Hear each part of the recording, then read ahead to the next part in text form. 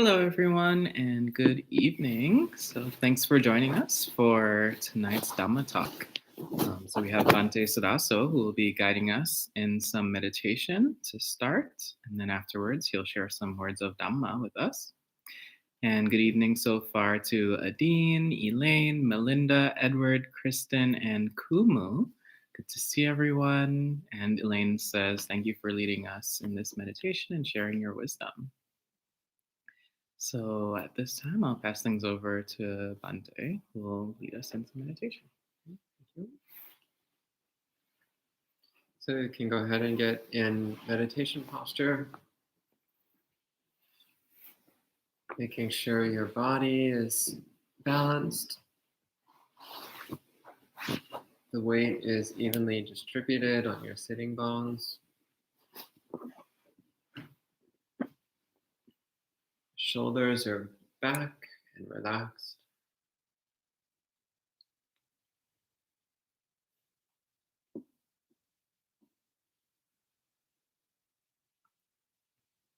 Chest is lifted up and forward so that the whole torso feels spacious and open.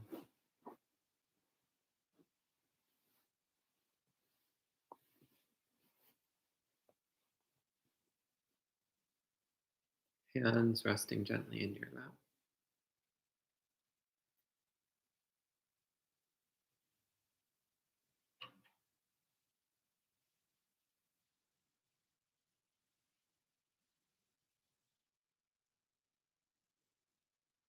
And take a couple of long, slow, deep breaths.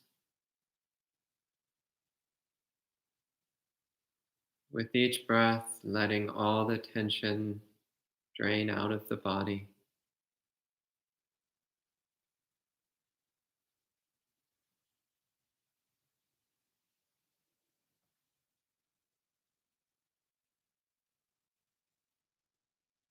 And paying particular attention to relaxing your face.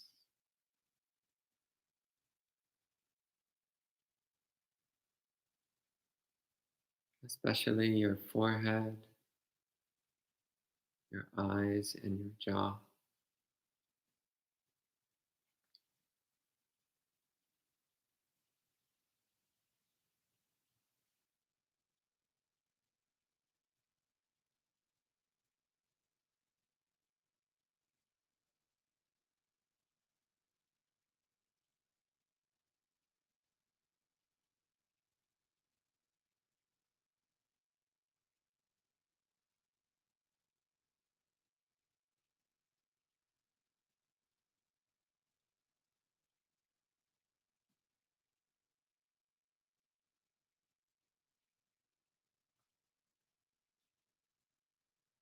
And bring attention to your body.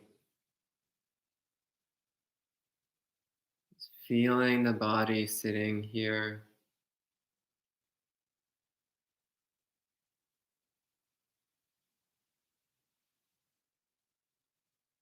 As steady, solid, and heavy as a stone.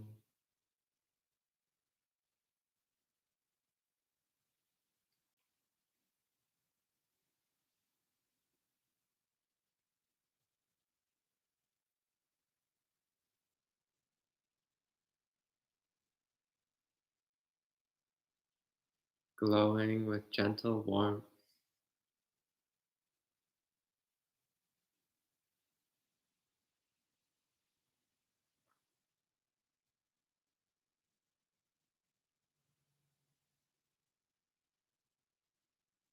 Permeated with moisture.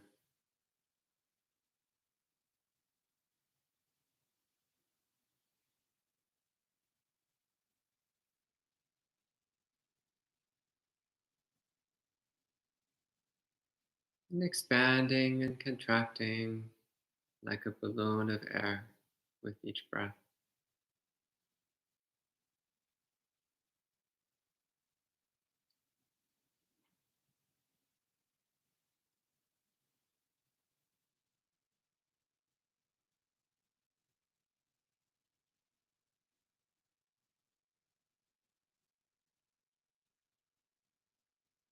So feeling these four aspects of the body: the earth like aspect, solidity, heaviness; the water like aspect, moisture; the fire like aspect, heat, warmth; and the wind like aspect, the air expanding and contracting the body with each breath. So feeling these four aspects.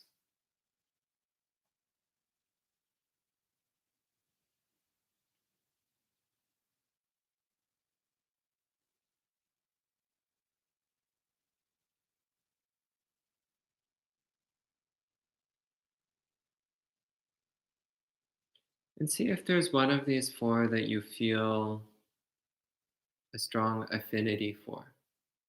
One of these four that you feel drawn to,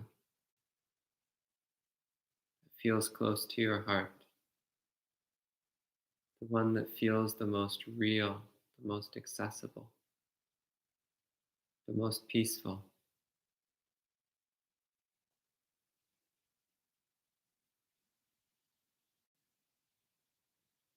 And spend the rest of the meditation period focusing on that one element.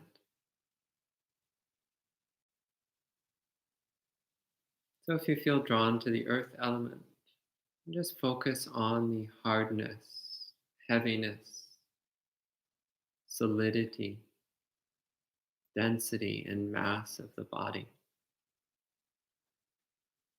Feeling the body as being like a stone, a pillar,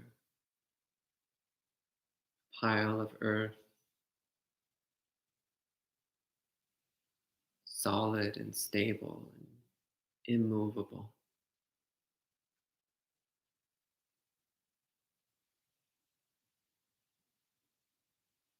If you feel drawn to the water element, then focus on the moistness of the body, its wetness, the liquid flowing and circulating through the body, like rivers and streams, waterfalls.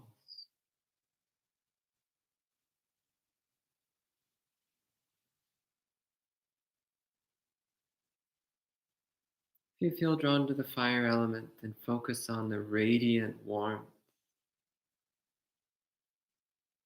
pulsating, vibrant, lively warmth radiating from the center of the body.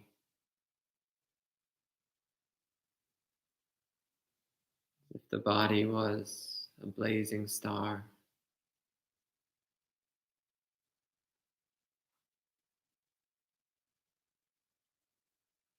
If you feel drawn to the air element, the wind element, focus on the expansion and contraction of the body, as if the body was a balloon, sharing air with the whole world. The same air flowing in and out of this body that flows in and out of every other body. So pick one of these four to focus on, to use as an anchor for mindfulness of the body. And stay with it for the whole period of meditation.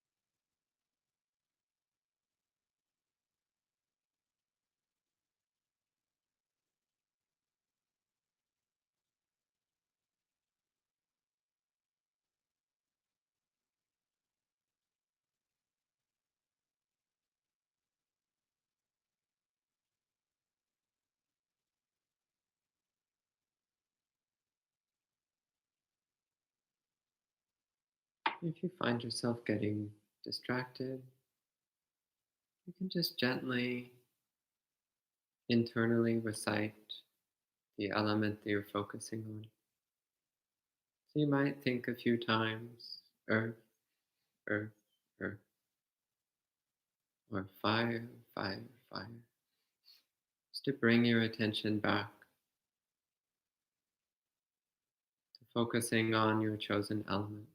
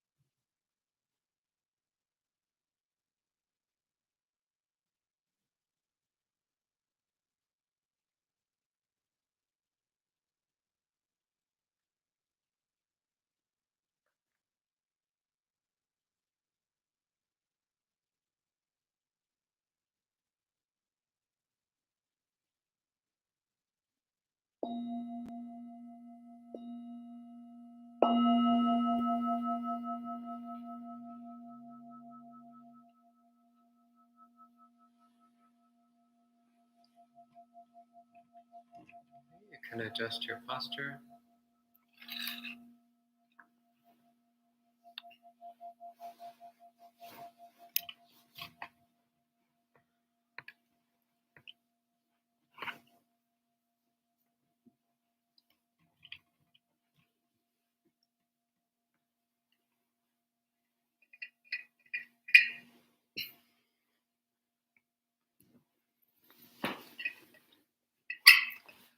So thank you, Bhante, for that meditation. And welcome to some other friends joining in. Jesse, Chittapala, Melody, and Galaxy. And Robin as well says good evening. And to all our friends behind the scenes or watching without typing in, welcome as well. And at this time, I'll pass things over to Bhante Suddhaso for tonight's Dhamma talk.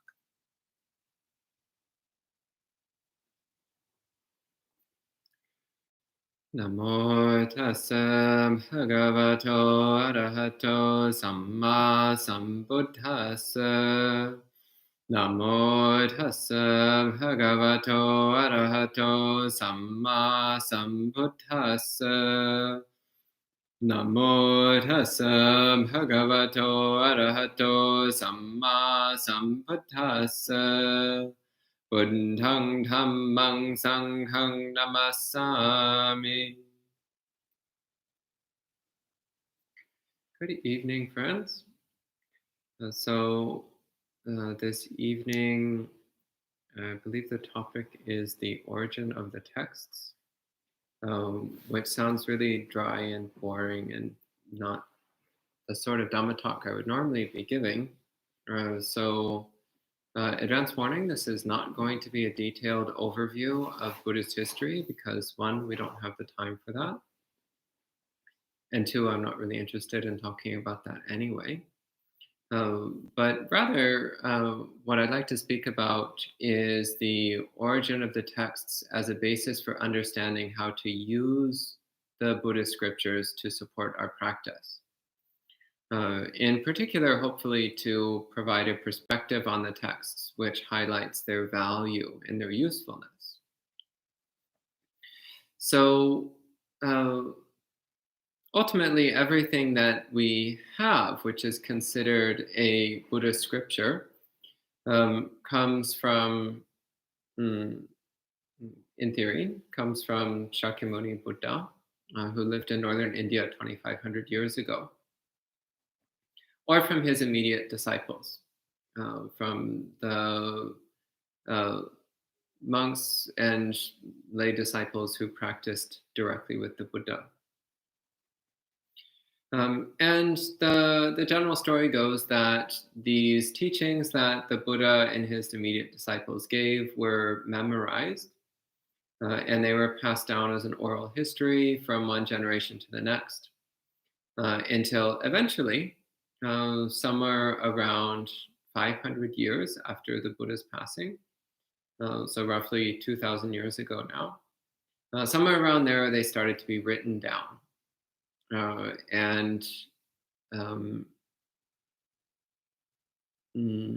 Somewhere around there also there started to be a division into different sects, different scriptural traditions, which each had their own slightly different form of Buddhist text, slightly different collection of scriptures, which then continued to diverge over the subsequent centuries, until eventually these days we have three main bodies of Buddhist texts.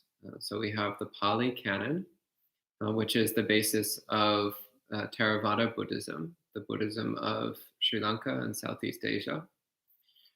We have the Chinese Canon, which is preserved in classical Chinese and is the basis of East Asian Mahayana. So China, Japan, Korea, Vietnam, Taiwan, all those countries. And we have the Tibetan Canon, which is in the Tibetan language and is mostly relevant in Tibet, Nepal, Bhutan, Mongolia, and so those countries. But the time in between, to be perfectly honest, is actually quite muddled. It's quite unclear. The historical records are not anywhere near as detailed or precise as one would hope for. We do know that there is very little that survives from the first few hundred years of Buddhism. The first physical writings that I'm aware of date from about 300 or 400 years after the Buddha. And there it's just some stone carvings. Stone carvings of bits and pieces of the Dhammapada and the Sutta Nipata, so some very old collections of Buddhist poetry attributed to the Buddha. Then things start to get a bit more complete a few hundred years later. So during those early times in ancient India in particular, there were groups of monastics spread all over the Indian subcontinent. And each one had their own particular set of texts, their own set of Buddhist scriptures. And there continued to be some divergence between these different texts. And the source of those divergences is, again, mostly a matter of historic debate.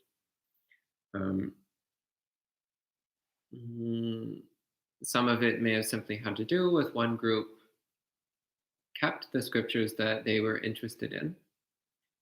So, for example, if you were going on a journey, it might be challenging to bring the entire Buddhist canon with you, but you could bring a few books. And so which books are you going to bring? You're going to bring the ones that you like the most, or the ones that you feel the strongest connection with, or the ones that you think are the most important. And that's going to be different for different people. So it naturally developed that different groups had their own particular collections of texts that they valued, that they cherished, that they passed on. And there almost certainly was also some ongoing authorship of texts. So a number of texts we know for sure were produced after the Buddha's passing, in some cases hundreds of years after the Buddha's passing. Some texts may not have even been produced in India at all. There's a handful of documents which are considered Buddhist scriptures, which were almost certainly produced in other countries, in China or in Tibet or in Sri Lanka, but which are still included in the Buddhist canons of the respective collections.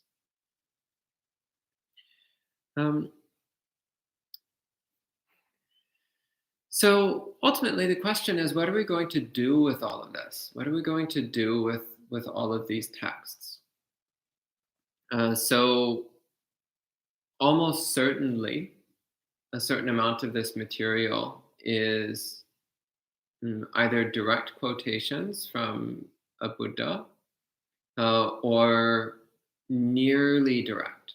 So either verbatim or close to verbatim quotes of teachings from a fully enlightened being who was here on this planet 2,500 years ago. We can't say exactly for sure what percentage of Buddhist texts are direct quotes from the Buddha. We can't say for sure, but ultimately it doesn't matter. And the reason why I say it doesn't matter is because as one studies the Buddhist texts, as one practices Buddhist practices, then one starts to get a sense of the flavor of the Dhamma. One starts to get a sense of the essence of the Dhamma. And as one starts to get a sense of that, then one's Dhamma meter starts to develop. So one's ability to discern what is Dhamma and what is not Dhamma. one's ability to discern what is in line with enlightenment and what is not in line with enlightenment. And what then becomes clear is that the vast majority of material contained within, in particular, here I'll speak about the Theravada Canon, the Pāli Canon, because it's the one I'm the most familiar with. The vast majority of the material contained within the Pāli Suttas is in line with the Dhamma. Much of it, once again, is probably quotes from the Buddha or paraphrasing of quotes of the Buddha. Some of it certainly is not. But nonetheless, the vast majority of it carries the flavor of the Dhamma, the essence of the Dhamma. And there is a tiny fraction of material which does not. There's a tiny fraction of material contained in the Pāli Canon which is not in line with the Dhamma. And it stands out. It stands out quite clearly. As one studies and understands the Dhamma, then you can identify what is not Dhamma. It's like if you have a big bucket of apples, and in the middle of that big bucket of apples, you find a peach. Well, you'll know, well, that's not an apple. It's similar. It's roughly the same size, roughly the same shape. Similar enough that you can see how it might have gotten slipped in the bucket of apples, but it's clearly not an apple. You can tell the difference. But somebody else looking at the same bucket would just say, oh, it's just a bunch of fruit. Or, oh, it's just a bunch of round fruit. Or, oh, it's just a bunch of round fruit roughly the size of baseballs. And that's true. That's definitely true. But if one pays closer attention, one can recognize that the peach doesn't quite belong. It doesn't quite fit in with all the apples in that bucket. So it's the same with the suttas. You can tell that the vast majority, almost all of the content contained in the suttas is of a particular flavor. And this is what the Buddha said. The Buddha said that every teaching he ever gave has one flavor. He said, just as the ocean, no matter where you take ocean water, it all tastes like salt. It all has the flavor of salt. He said, in the same way, no matter where you taste the Dhamma, it all has the flavor of freedom, the flavor of liberation.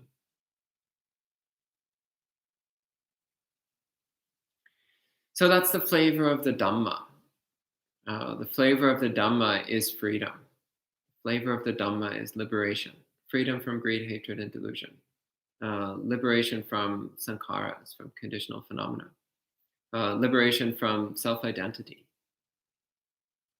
Freedom from discrimination. So this is the character of the Dhamma, and whenever we encounter something that doesn't have that character, then we can recognize that it's not the Dhamma. So then we can apply the same thing to any other document which is labeled as a Buddhist scripture. So also much of the Mahayana canon we find contains material which has the flavor of the Dhamma.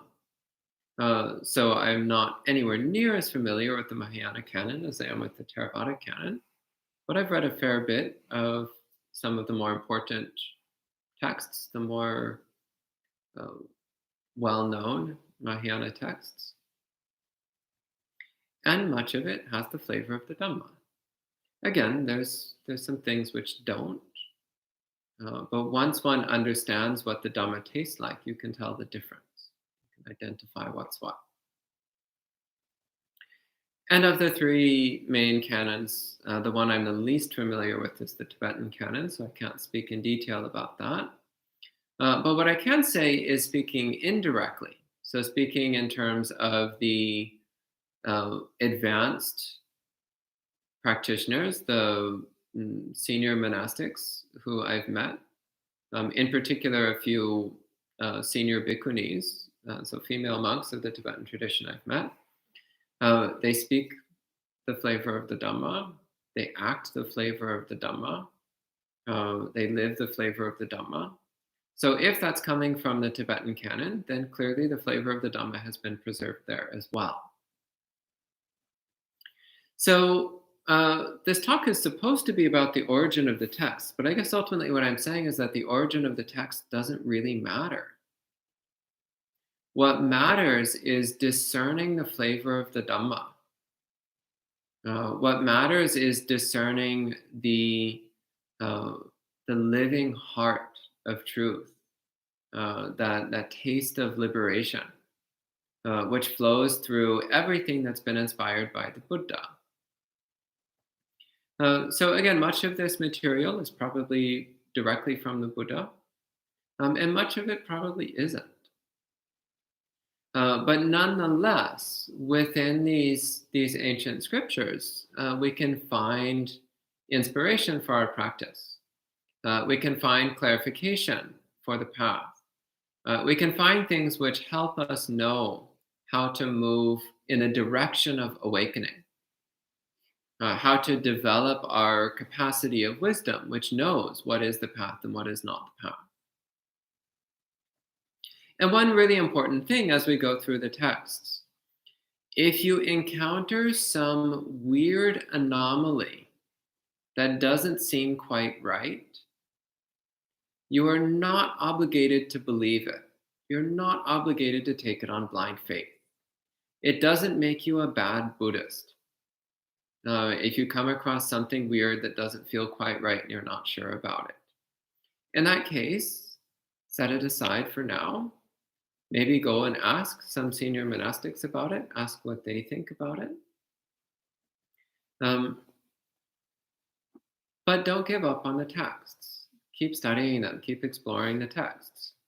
And when you come across the same message repeated over and over and over again in numerous places all throughout the Buddhist scriptures, then odds are pretty good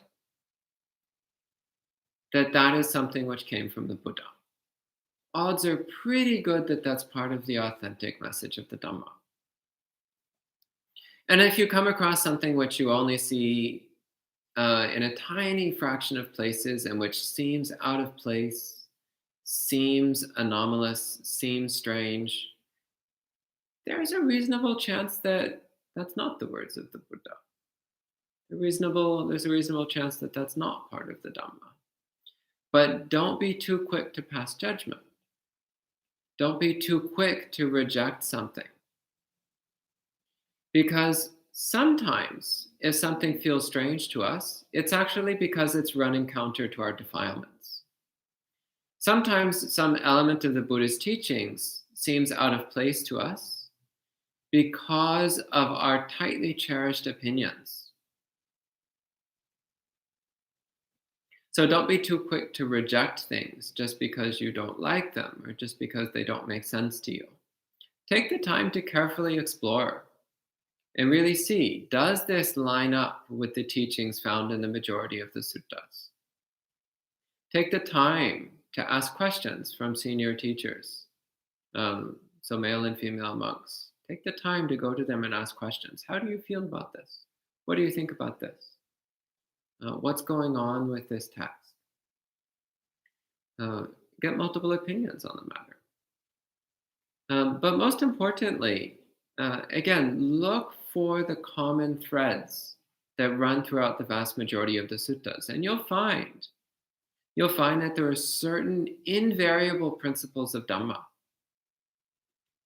certain invariable principles which the more one studies the text, the more undeniable they become. So fundamental things like all things are impermanent. Nothing whatsoever is our true self. All phenomena are unsatisfying. These are invariable principles of Dhamma. One of my favorite suttas, we really do say that all the time, don't we? One of my favorite suttas is the Dhamma-niyamata Sutta. So it's a very short sutta, and the name of it actually means the invariability of the Dhamma.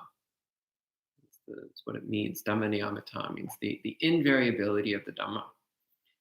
And the point that the Buddha is making in this sutta is he's saying that there are certain things which are just invariable aspects of Dhamma. So aspects of nature which don't change. And he says it doesn't matter whether a Buddha says these things or not. It doesn't matter whether there's a Buddha around teaching these things or not. This is still just the way things are. This is an invariable aspect of reality. And he's pointing to these three things, that all things are impermanent, unsatisfying, and impersonal. So those are invariable aspects of the Dhamma, which you'll find over and over and over and over and over again in the Buddhist scriptures.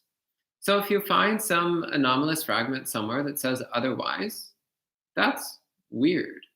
And it's probably not from the Buddha. The Four Noble Truths, the Noble Eightfold Path. Again, you find these all over the place. Teachings on karma and rebirth. Again, all over the place. These are undeniable, invariable aspects of Dhamma, which you find throughout the Buddhist texts. So you can reasonably conclude that these are, in fact, teachings of the Buddha.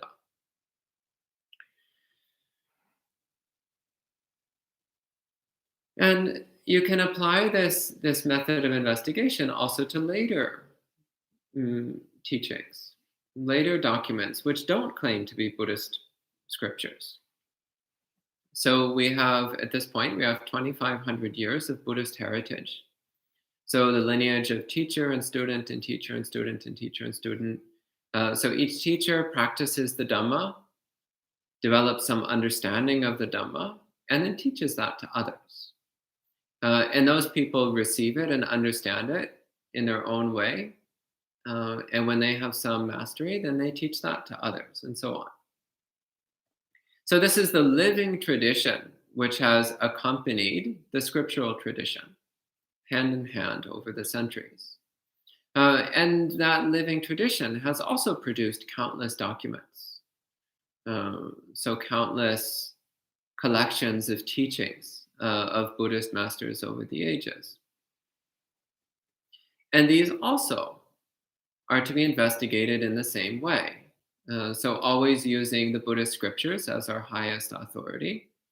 Then we compare all of the documents from the living tradition. We compare that to the suttas and we see, well, what lines up with the flavor of Dhamma?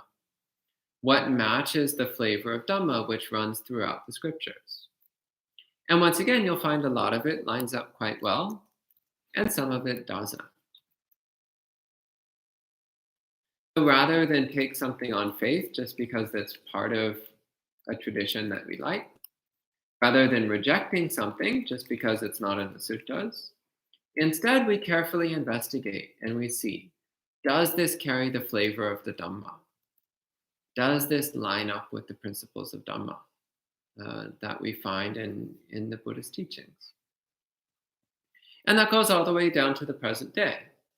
So these days, there's a lot of people who claim to be Buddhist teachers, saying a lot of things. Well, apply exactly the same investigation. Apply exactly the same principles to determine what is the Dhamma and what is not the Dhamma. And you'll find that among contemporary teachers, there's a lot of people who are teaching things in line with Dhamma, and a lot of people who aren't. There's a lot of people who say that they're Buddhists teaching Buddhism, who are in fact teaching Buddhism. They are in fact teaching Dhamma in line with what the Buddha taught. And there's a lot of people who say they're Buddhist teachers who aren't. So don't just take what some teacher says on faith just because they seem competent or they seem reliable, but investigate. See for yourself. Come to a personal understanding of the Dhamma. And the more we practice the Dhamma, the more we know what the Dhamma is. The more we study the Dhamma, the more we know what the Dhamma is. And the more we study and practice in tandem, the more we have our study influence our practice and our practice influence our study, then the more precisely we come to an understanding of just what the Buddha was pointing out.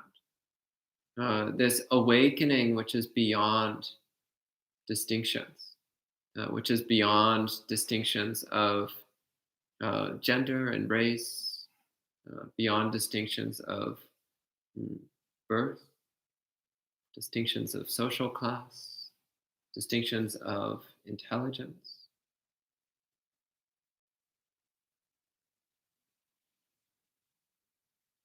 distinctions of human versus non-human, distinctions of young and old,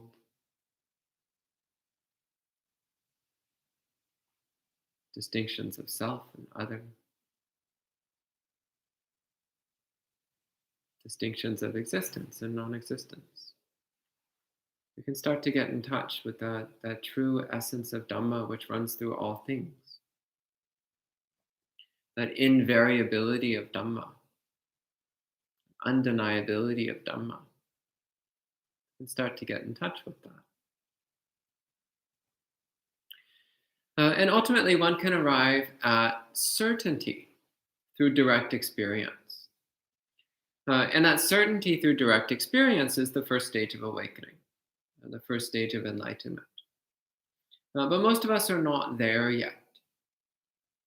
We've not yet reached that stage of certainty based on personal experience.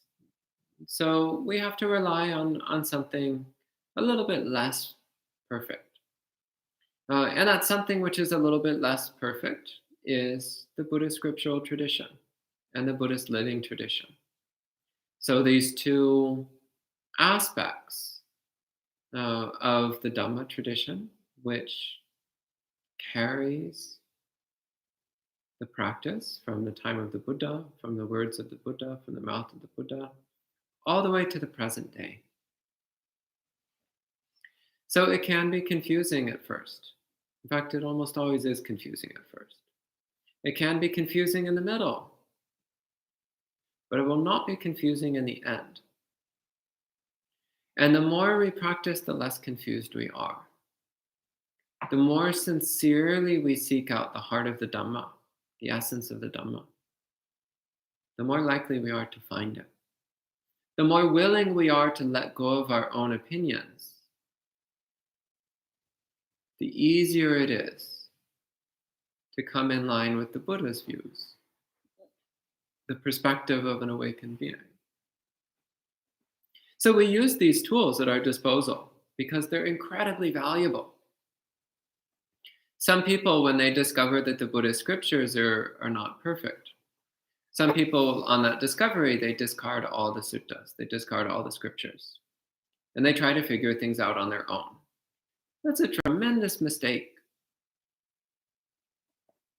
Tremendous mistake.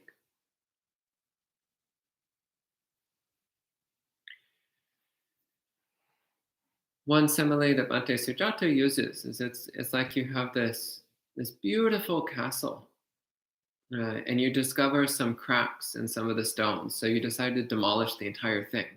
It's like, well, that's silly. You acknowledge that there's some cracks in some of the stones, but you still acknowledge that for the most part, it's a really great castle. There's no point in smashing the whole thing to bits. There's no point in throwing it away and walking off. You value and cherish that you have as much as you have. You have something as intact as it is. And for the most part, the Buddhist tradition is pretty solid, pretty well intact. Are there some cracks and flaws that have accumulated over the centuries? Yeah, absolutely. But don't let that put you off, because you can still come to a direct understanding of what Buddha was talking about. You can still come to a direct experience of that purity of mind, that unconditional happiness, which lies beyond all distinctions of phenomena. So I think that's all I really have to say this evening. Again, this is not a scholarly talk. This is the talk of a practitioner. So on another occasion, I might give a scholarly talk, but realistically, I never will, so I don't know why I'm even saying that. Bhante Sumino, though, our up-and-coming scholar of Buddhist history, he could probably give a nice scholarly overview of Buddhist history, but it would be hours long and it would be really boring. So it will most likely... The one that Bhante Sumino will do. Oh, Bhante Sumino's version might be lively and exciting. I don't know. If I gave such a talk, it'd be boring. Yeah. But ultimately, once again, the point I'm making is to use the tools that we have, but to use them with discernment. So not approaching the Buddhist scriptures with an eye of criticism and fault finding, but also not approaching them with a mind of blind faith. Neither approach is beneficial. We do still need to use our discernment. So have faith that awakening is possible. Have faith that there are Buddhas. Have faith that you can become a Buddha. That's where to place your faith. Have faith that the Dhamma itself is invariable, that the Dhamma itself leads inevitably to awakening. That's a good faith to have. But when approaching the Buddhist scriptural tradition and the Buddhist living tradition, we approach it with discernment, discerning what elements are in line with the Buddha, the Dhamma, and the Sangha, and accepting the possibility that there might be a little bit of some cracks in the stones here and there. There might be some flaws that have crept in over the centuries. In fact, there certainly have been. But if we pay close attention, we can figure out which is which.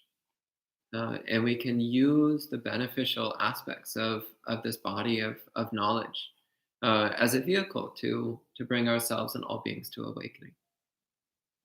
So I think I'll leave it at that for now. So if there's any questions at this time, I can take some questions. Thank you. Thank you, Bhante, for your talk. And welcome to, well, lots of people have actually joined. So even though the title seems dry and boring, it seems like our audience didn't think so. We also have two venerables joining, including Venerable Damgai. Oh, good to see you, Venerable. And Adine says, I've always been drawn to the Sutta Nipata. It feels like the Buddha's the Buddha's actual words. I'm currently reading Bhikkhu Sujato's The Authenticity of the Early Buddhist Texts. It's riveting. Yeah, good book. I read that a few years back. Yeah, the Sutta Nipata is nice. You will encounter a few scholars who claim that the Sutta Nipata is the most authentic part of the Pāli Canon. But I'll be perfectly honest with you, I don't know what the heck they're talking about. It doesn't actually feel significantly different from most of the Pāli Canon, to be honest. It has a similar flavor than 99% of the Pāli Suttas. The linguistic style is not significantly different. The content is not significantly different. So I've read some scholarly articles claiming the Sutta Nipata is the oldest and most authentic strand of the Pāli Canon, but I'm not convinced. I like the Sutta Nipata. It's great.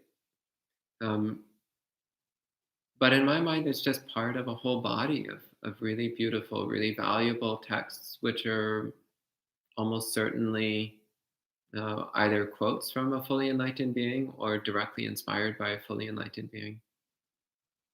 So that's good enough for me. And James says, I recently started focusing full-time on the Diamond and Lotus Sutras. Both have the flavor of letting go of self-identity to me. So it's fine to study Mahayana Sutras, but I really, really encourage, before going deeply into the Mahayana Sutras, take some time to read the Theravada texts. Again, the Pāli Suttas, preferably all of them, but if not, at least most of them. Because while there's a lot of wonderful material in the Mahayana Sutras, the percentage of doubtful material is significantly higher than in the Pāli Suttas. So you have to read the Mahayana Sutras with a very careful eye. And you need to already have a thorough understanding of what is Dhamma and what is not Dhamma. Or you can get quite lost. The Lotus Sutra in particular, there's some good material in there, But there's also quite a lot of material which is confusing. And there's some material which is undoubtedly inauthentic. There's some material which is undoubtedly later corruptions. Material which contradicts not only the Pali Suttas, but also contradicts a lot of older Mahayana sutras. One example of this is that the Lotus Sutra claims that in the Pure Land there are no arhants and no people practicing to become arhants, and no women for that matter. But this is in direct contradiction to the older Pure Land sutras. So what's going on there? Is that material meant to be taken literally? Was it later additions? Probably. Probably not the words of the Buddha. But there's other material in the Lotus Sutra which is really magnificent. So the chapter on skillful means is delightful. Perhaps the single most important part of the Lotus Sutra. And this is not my own opinion. This is the opinion of most Buddhist scholars and practitioners.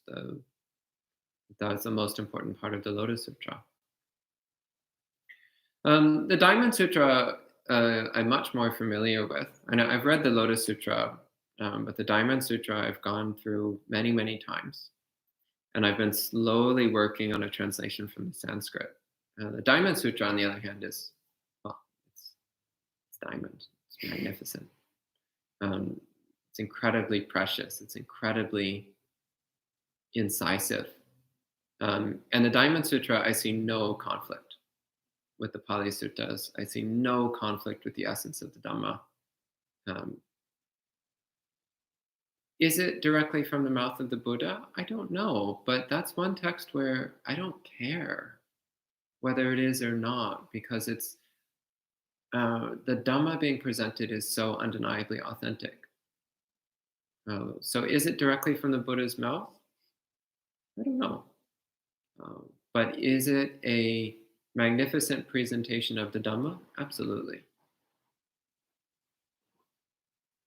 Okay. And James had followed up also saying, I often reach points where I just cannot understand what does and doesn't line up with Dhamma. After reading nearly every Pali Sutta at this point, and now nearly all the Mahayana texts, I have begun to throw my hands in the air, and I just have to admit I have no clue. All I do is keep the precepts. My practice is just watching the breath, and I've decided to memorize the suttas and serve as a help to others practicing. I try to serve monastics and laity. Great. Sounds like you understand the Dhamma then. Yeah, keep at it. Fundamentally, the Dhamma is really simple. Be kind. Stabilize your mind. See everything as impermanent and unsatisfying and impersonal. That's it. That's basically all that's being said in all of the Buddhist scriptures. They just say it in a lot more detail and in a million different ways. But that's really all they're saying. So if you just practice in that way, then you're fine. And Chris says, is there any evidence that the person we know as the Buddha actually existed? Of course. Next question. Bug says, so off topic, anyone know how I begin to be a monk in Thailand without understanding the language? So every Friday evening we have monk chat, which is your opportunity to ask whatever random questions you want to a panel of resident monastics. So that'd be a great time to ask that question. And hello to Jim, Amaranta, Geeta.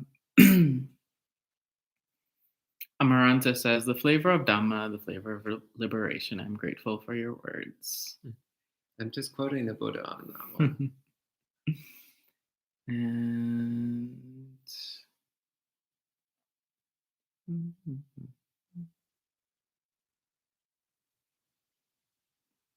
sorry, there's a lot of comments.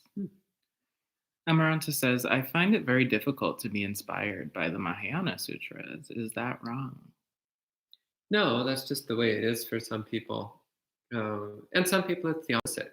Some people they love the Mahayana sutras, but they find the Pali Suttas a bit dry and boring. Um, so yeah, if you're more into the Theravada suttas, then that's fine. If you're not such a fan of the Mahayana sutras, that's fine. Really, it's about finding something which inspires you to practice sila, samadhi, and panya. So morality, concentration, and wisdom. And it's about finding material which helps you get an understanding of what the Noble Eightfold Path is and how to live in accordance with it. That's really what matters.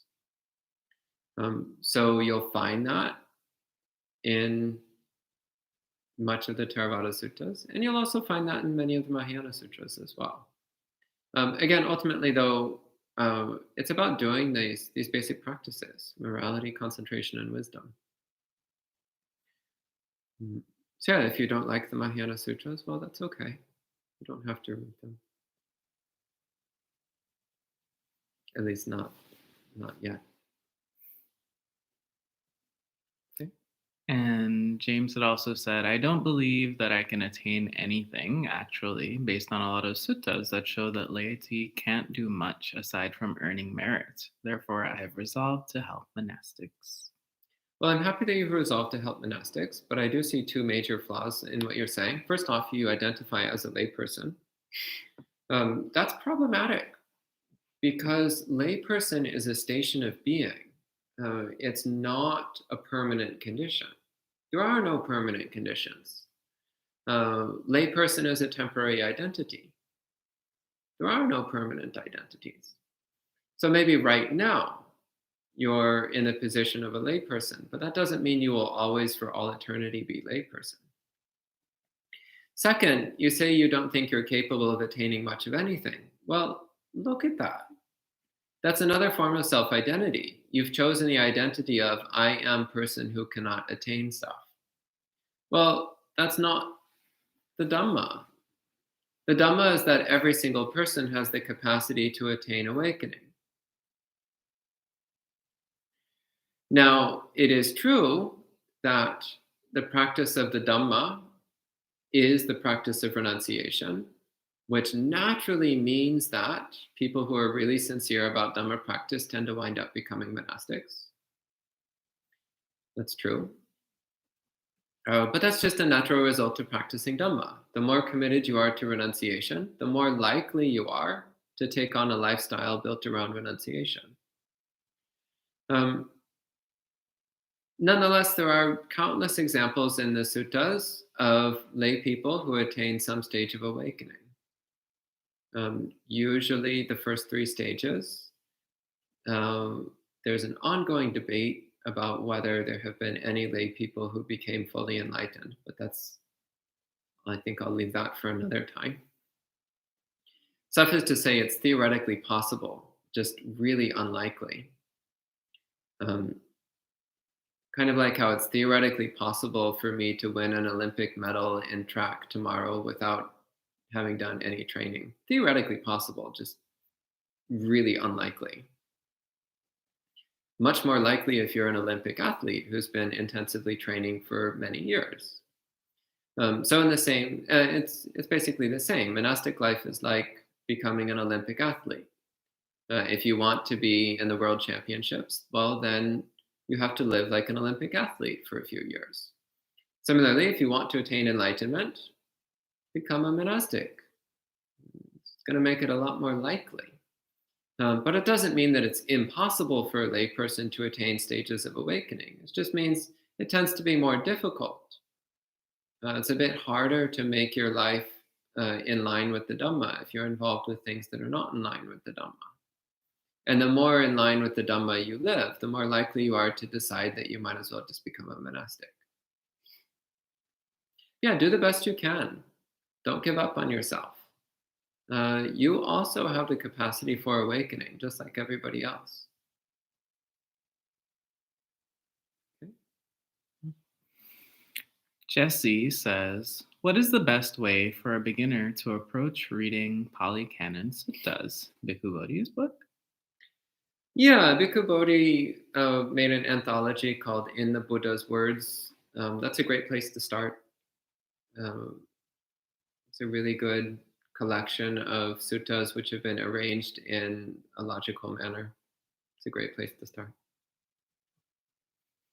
Kumu says, the Dhammapada contains lovely verses. Are they related to the suttas or the Dhamma?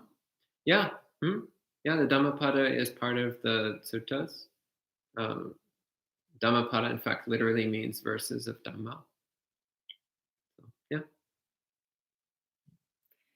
And Venerable Dangdai says, it's a great title for the Dhamma talk. And Anumodana for pointing out the blunder of clinging to the origin of the text instead of seeing where they all point to. Do we focus on the finger too much? Yeah. Anything else? Chris says, a former teacher of mine who was a student of Thich Nhat Hanh and mostly taught in the Zen tradition told me he did not like Theravada Buddhism because it has no heart. It sounds to me like he didn't understand Theravada Buddhism. You will find some people who identify as Theravada and who have no heart, but that's because they don't understand Theravada either. If you read the text, you'll see in the Pali Suttas, the Buddha is talking about kindness, compassion, generosity, thoughtfulness, consideration all the time. There's a warm-hearted gentleness that runs all through the Pali Suttas. Nonetheless, you will find some people who identify as Theravada who somehow didn't get the memo and practice in a very cold, self-centered way. And that's really sad because they're not going to attain enlightenment like that. And the people I've met like that, their practice usually doesn't go very well at all. Even if they've been practicing for decades, they usually don't make good progress. So it sounds to me like your former teacher probably met somebody who didn't really understand Theravada. And actually, there's a lot of people who don't really understand Theravada. And there's a lot of people who don't really understand Mahayana. There's a lot of people who don't really understand Buddhism. And that's because Buddhism runs directly against our defilements. It runs directly opposite to our deeply cherished delusions. So many people, they encounter Buddhism and they're just like, no, I don't get it. Buddhism says happiness is letting go. The average person says happiness is acquisition, possession. Buddhism says happiness is contentment. The average person says happiness is excitement.